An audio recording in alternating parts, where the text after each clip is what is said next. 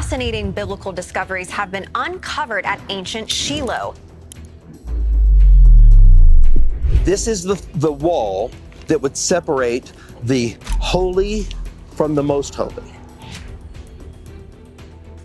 Recent excavations at ancient Shiloh have unearthed jaw-dropping biblical finds. Once written off as myth, the very ground now reveals Joshua's land divisions, Hannah's fervent prayers, and the tabernacle's sacred walls, etched in stone and bone after 3,000 years.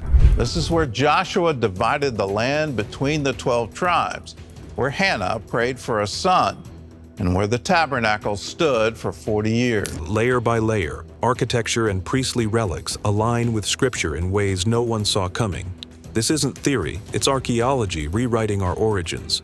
Could these discoveries transform our understanding of the Bible's earliest chapters? Stay with us to the end to witness the discoveries that's left experts speechless. Hidden Heart. Long before Jerusalem's golden stones caught the world's eye, there was a quiet hill named Shiloh. It rose gently above rolling fields in ancient Ephraim, far from grand palaces or thick city walls. Yet this humble rise held a power no fortress could match. It was where the people came to speak with God. According to the old tales, the Ark of the Covenant first found its home here. This is where you came to connect with God. Jerusalem remains a pagan city for another 300 years. The Ark is here, the tabernacle is here, and this is where you came to connect with God. When the tribes claimed their place in the Promised Land, they gathered at Shiloh to set up the tent of meeting.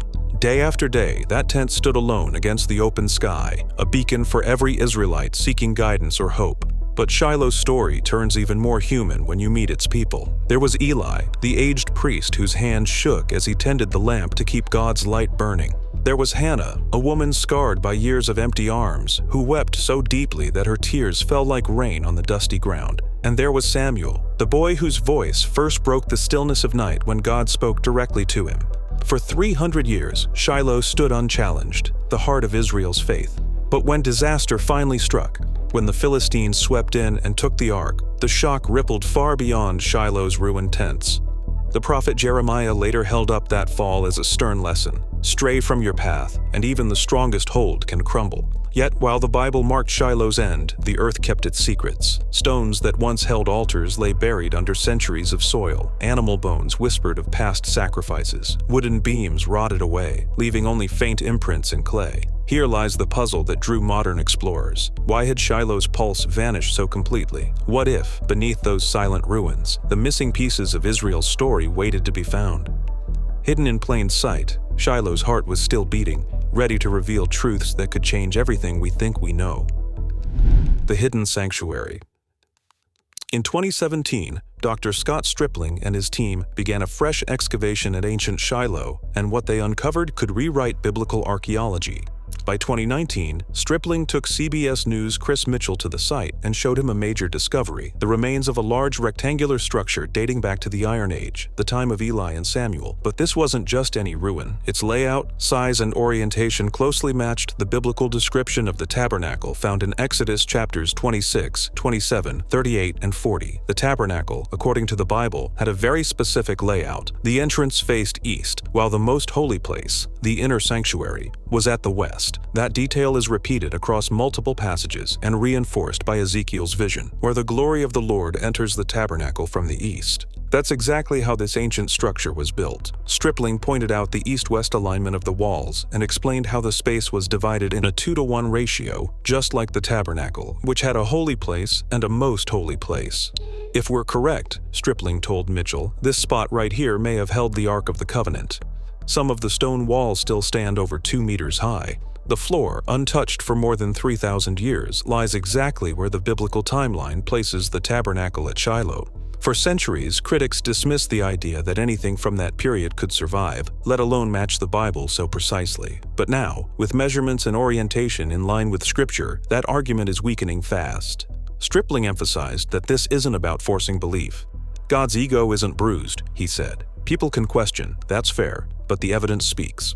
The team's findings at Shiloh go beyond speculation. They've uncovered a massive structure, aligned east-west, with proportions identical to what the Bible describes, and they found it in the one place the Bible says the tabernacle stood before Jerusalem took over as Israel's spiritual center. Whether you're a skeptic or a believer, the discovery is hard to ignore. This could be the site where the Ark of the Covenant rested, where Eli served, where Samuel heard God's voice, and where Israel first met its God in a sacred tent laid out just as Scripture described, facing east, with holiness at its heart. But just when the structure's layout began turning heads, the ground nearby offered up something even more startling: bones and gold.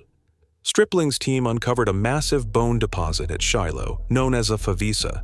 Since then, they've found more than 100,000 animal bones and shards of pottery in one area alone. Every day, new fragments emerge. These bones date back to the time of Joshua, carried away from the city's edge after each sacrifice. Here, outside the camp, worshippers created a sacred dump where they left what remained of the offerings. The animal bones tell a clear story. Not a single pig bone appears among them, only kosher species. Even more striking, the bones come mostly from the right side of each animal. This detail matches Leviticus, which says the priests receive the breast and the right flank of the animal as their share during offerings. Over 3 centuries, this pattern repeated itself. Layer upon layer, tiny soil layers, or microstratigraphy, show a slow but steady buildup of sacrificial remains beneath the ground. Pottery fragments lie mixed with the bones. Each shard can be dated to late Bronze Age too, around the time of Joshua's leadership. That pottery helps confirm the age of the deposit. The fragments include drinking vessels used for libations. What's unusual is how complete they are. Most pieces can be fit back together into whole pots. That suggests these were not everyday scraps, but sacred objects. After pouring out their liquid offering, worshippers left the broken vessels behind, treating them as part of their gift. Even more remarkable are the gold finds. So far, Dr. Stripling's dig has produced 4 small gold objects, what look like star-shaped pendants, recovered at a rate of about 1 per week. In the ancient world, people rarely lost gold. These objects must be offerings, left alongside the animal sacrifices and drink libations. Without coins or paper money, gold was the most valuable gift a worshipper could give to show devotion.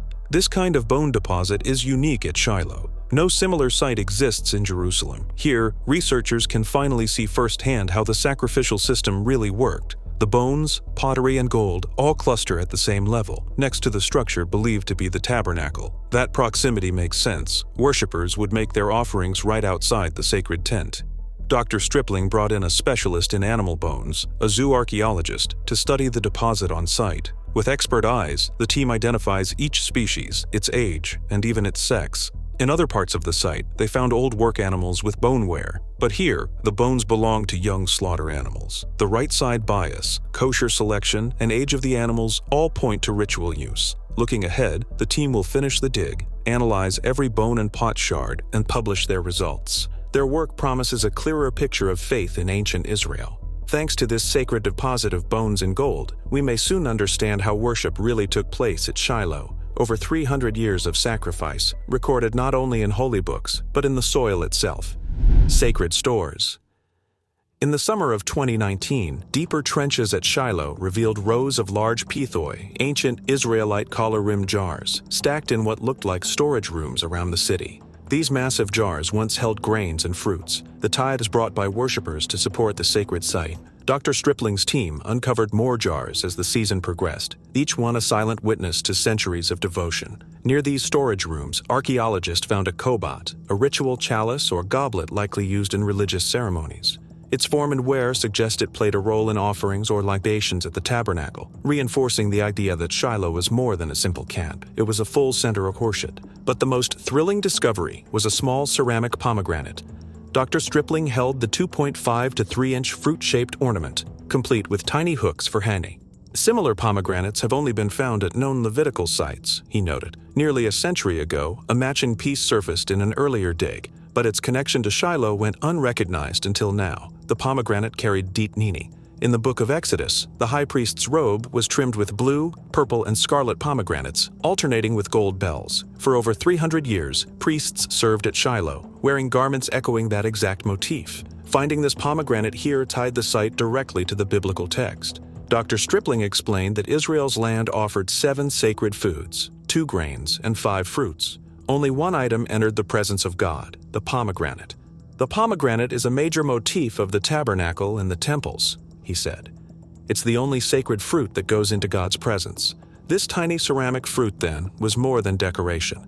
It was a powerful symbol of faith and identity, hanging in or near the tent where worshippers met God. The jars, chalice, and pomegranate all came from the same archaeological layer, confirming their use during the early Israelite period. Pottery shards dated to late Bronze Age II matched the time of Joshua. Animal bones found nearby showed sacrificial remains deposited in an organized favisa. Now, the storage rooms and their contents painted a fuller picture. Shiloh was not a makeshift camp, but a well-organized religious center. Shiloh's Gate.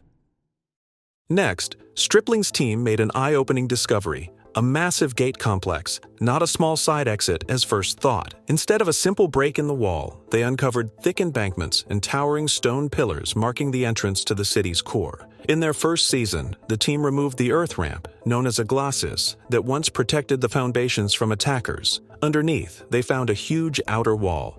In its center was an opening that shouldn't have been there if it were just a defensive barrier. Returning the next season, they dug deeper and exposed 5 courses of massive stone pillars running parallel to the wall. A cross wall formed a wide, multi-chambered space. It was clear they had found the outer gate chamber of ancient Shiloh. This gate wasn't a simple doorway. In Bronze Age cities, gates were multi-chambered hubs. Traders set up booths, travelers bartered goods, and even foreign visitors could enter the outer chamber, so long as they stayed out of the inner sanctum. The gate served many roles: security checkpoint, market, courthouse, and religious meeting place all in one. It marked the boundary between everyday life and sacred ground. The structure at Shiloh predated King Solomon's famous gates. Similar examples appear at Megiddo, where an outer market gate leads to a smaller inner royal gate. But Shiloh's gate is older still, built at the same time as the tabernacle. Dr. Stripling pointed out that finding both the tabernacle footprint and this gate in one dig is rare. "In my perfect world," he said, "I'd hope to find the gate in the tabernacle. Here we've done both." The gate also carries a powerful biblical story. It's the spot where Eli, the high priest, learned that the Ark of the Covenant had been captured by the Philistines. Overwhelmed by grief, he fell backward, broke his neck, and died. His daughter-in-law gave birth nearby and named the child Ichabod, which means the glory has departed because the ark was gone. That tragic moment unfolded in this very gate chamber. Archaeologists have mapped the exact layout: a broad entry flanked by pillars, leading into a square inner court. Each pillar was carefully cut and placed, showing skilled labor and organized planning. The walls rose high to support wooden gates or doors that have long since rotted away. The team hasn't reached the bottom of the gate's foundation yet, suggesting even older layers lie beneath. Finding Shiloh's gate reshapes our view of the site. It wasn't just a temporary camp. It had a full city gate capable of handling trade, administration, justice, and worship, all tied to the tabernacle's presence. People would gather here 3 times a year, bringing tithes, offering sacrifices, and meeting in the market beneath the watchful pillars. Inner Gate Chamber. Dr. Stripling's team has now exposed the inner gate of ancient Shiloh, where the city's leaders once held court. This gate isn't just a doorway. It's a fortress of justice and ceremony built with precision stonework. The gate's main wall is 5.3 meters thick. On each face, a solid meter of finely cut stone supports the structure. Inside, instead of loose rubble, layers of dressed blocks form 2 inset chambers. These chambers would have been smoothly finished and perhaps plastered or painted to impress every visitor. Behind the main wall lies the leader's chamber, a recessed room set within the gate itself. Here, the city's elder or judge sat to hear disputes and issue rulings. Visualize a covered space, protected from the wind and sun, where important decisions shaped life in Shiloh. Written records from Egypt, known as the Amarna letters, mention that Shiloh was a key city.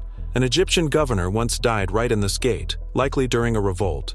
That same gate later witnessed another tragic fall when the priestly leader collapsed after learning of the ark's capture.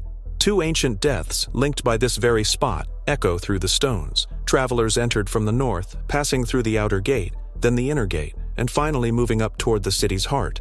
The path they followed is now called the Patriarch's Highway. A messenger running 26 miles from the border would arrive here first. This chamber was the reception point for all news, good or tragic. You can still see the destruction layer in the stratigraphy. Just above the bedrock lies a thick band of collapsed stone and ash. That marks the moment when enemies breached the gate and overturned the city. Above that layer, soil colors shift again, showing how Shiloh was rebuilt and used over centuries. As they dig, the team takes soil samples at each level. They use flotation to extract seeds and tiny artifacts, revealing what people ate and planted. Every change in soil texture tells a story, from vibrant harvest seasons to moments of crisis. There's even a whisper of disturbing history here.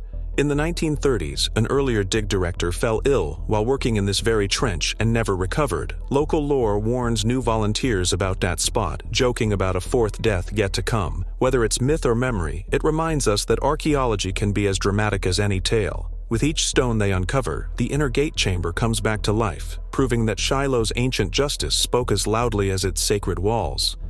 Ashes of destruction.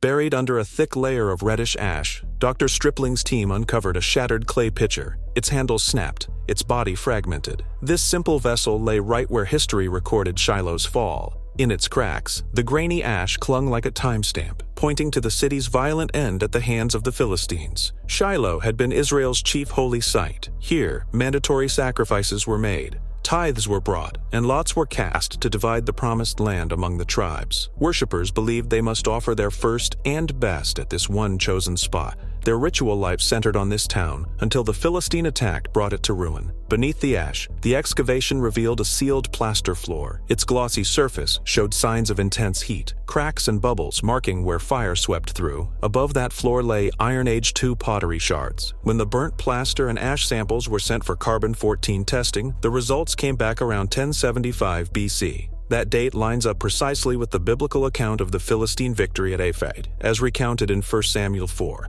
Psalm 78 verses 54 to 61 remembers how Israel marched to Shiloh, their glory settling in tents, only to have the Lord's presence captured by enemies. Jeremiah 7 verse 12 later warns that the same place would become like Sodom and Gomorrah for wickedness. Now, the broken pitcher and scorched floor give physical proof of those words. The pitcher itself is ordinary in shape, a common household jug for storing oil or wine. Yet its broken pieces tell an extraordinary story. Someone must have dropped it or thrown it in panic as flames spread. Perhaps priests fleeing the tabernacle scattered vessels in their rush. The red ash that coats its shards once blanketed the entire sacred area. Excavators mapped each fragment, noting its exact spot among the rubble. That careful work shows the destruction wasn't a quick raid. It was a sustained assault that burned floors and toppled walls. The sealed floor, cracked but largely intact, suggests the fire reached its peak before cooling and trapping the pottery above. This find fills a gap between text and earth. Archaeology has long located Shiloh's outline, its altar layers, and its sacrificial deposits. Now it can mark the moment of collapse. The pitcher, ash, and burned plaster are markers in time, silent witnesses to the day faith and fire met. Now it's time for today's subscriber pick. Deep beneath the sands of Shiloh, a remarkable discovery has emerged that promises to deepen our understanding of ancient Israelite worship. Early work at the site was carried out by a pioneering Danish team, whose sondages in 1922 and return in 1926 unearthed pottery and architectural remains linked to early sanctuary rituals. Decades later, Professor Israel Finkelstein applied modern stratigraphic methods and radiocarbon dating to validate and refine the chronology of those early finds, confirming their alignment with biblical descriptions of tabernacle use. Complementing these efforts, the Associates for Biblical Research sponsored excavations that revealed inscribed ceramic fragments bearing Proto-Canaanite script, possibly the oldest non-scriptural references to an Israelite priesthood. Most recently, Dr. Scott Stripling's archaeological team has made headlines. Archaeologists just discovered 3,000-year-old biblical evidence that changes everything we know by exposing a layer of ash and cultic installations directly beneath the known Iron Age floor. Their meticulous trenching has brought to light cult stands, storage jars stamped with tribal emblems, and a rare inscribed bulla that may record the dedication of the tabernacle itself.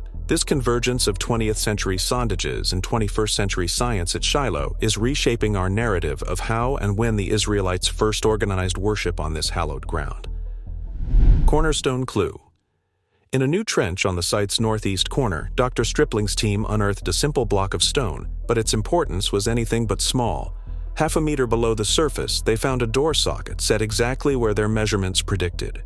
This socket stone would have held the wooden hinge post of a massive door, swinging open to welcome visitors into the building. The find wasn't random. Years of mapping had outlined the footprint of the structure believed to be the tabernacle's walls. By calculating where each corner should lie, Dr. Stripling knew the door socket had to rest here. When the soil gave way to smooth stone, excitement swept through the crew. The socket's position matched the biblical references to doors and gateways in sacred architecture. Socket stones are rare outside city gates or large public buildings. To find one in a building that matches the tabernacle's exact dimensions is remarkable. Normally, tents leave no trace of doors, yet here was proof of a hybrid design, a sturdy stone framework topped by a movable tent cover. This mix of permanence and portability fits texts describing a tent over walls. Specialists from the Israeli Antiquities Authority visited and agreed they'd never seen anything like it. A monumental Iron Age building aligned east-west, featuring precision-cut stones at its corners and a clear doorway socket. Why build two structures with identical plans? The only logical answer: this was the tabernacle itself, built with walls for stability and a tent roof for the portable tabernacle's needs. Orientation was key. The building's long axis runs east to west, so worshippers would face the morning light as they entered, just as Exodus prescribes. If the walls had run north-south, this structure would have been dismissed. But everything lines up: dimensions, orientation, and now architectural details like this socket stone. Textual clues echo the archaeology. First, Samuel begins by describing tabernacle curtains, then ends with its walls. Ancient Jewish laws record that Shiloh's tent was set within a stone building topped by a roof of skins or cloth. Those rules and stories seemed theoretical until this socket stone proved them real. Dr. Stripling imagines the scene: a canvas tent draped over stone walls, anchored by doorposts set into these sockets. Priests would pull the heavy wooden doors across at night, then swing them open at dawn. The soft glow of morning light would fill the holy place first, then spill into the Holy of Holies at the far end. This single block of carved limestone carries more than weight. It carries history. It bridges the gap between desert tents and settled worship houses. As the team moves to the next corner, they carry a renewed sense of purpose. Each stone they expose, each layer they peel back, confirms that Shiloh was no ordinary camp. It was Israel's first permanent home for God's dwelling among the people. Unmistakable proof. The ground at Shiloh is speaking, and the message is clear. This place was real, not just a story. Year after year, Dr. Stripling's team digs deeper, and they keep finding pieces that fit the Bible's description too neatly to ignore.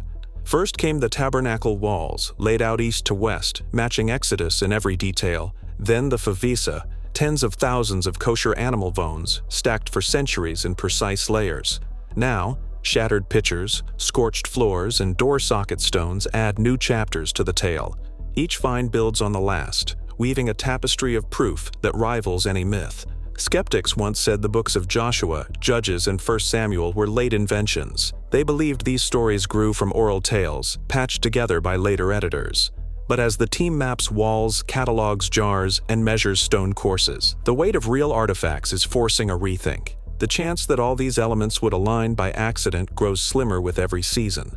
Cutting-edge tools are pushing the work forward. Ground-penetrating radar shows hidden shapes beneath the soil, possible rooms, platforms, and storage areas tied to the tabernacle footprint. Digital stratigraphy lets archaeologists watch soil layers change in real time, spotting burn marks or floors sealed in plaster. Drones create 3D models of the site, revealing patterns invisible at ground level. These technologies hint at even more to uncover. Could deeper trenches reveal inscriptions that name priests or record rituals? Might more sections of the sacred building lie intact, waiting to be revealed? Every anomaly on a radar scan or shift in soil color is a promise of discovery. The ripple effects are real. Biblical scholars are re-examining debated passages, now armed with hard evidence that Shiloh housed the Ark and saw the faith's first festivals. Archaeologists compare Shiloh's gate and storage rooms with other Iron Age sites, looking for parallels that confirm regional customs. Even long-time doubters admit the finds can't be brushed off. But the biggest impact may go beyond proving a single story. The Shiloh dig reminds us that faith and history share a stage. The rough-hewn stones of the gate, where justice was meted out, stand beside the bones of animals sacrificed in hope. The charred floor where the clay pitcher lay, broken bears witness to a day when the Philistines stormed in. Together, they form a record etched in earth rather than ink. As Dr. Stripling's team prepares for the next season, their focus is split between what's been uncovered and what still lies hidden. They know that beneath the fall of ash or under a patch of undisturbed soil, the next piece of the puzzle waits. And with every scoop of dirt, they edge closer to answers that could redraw our understanding of early Israel.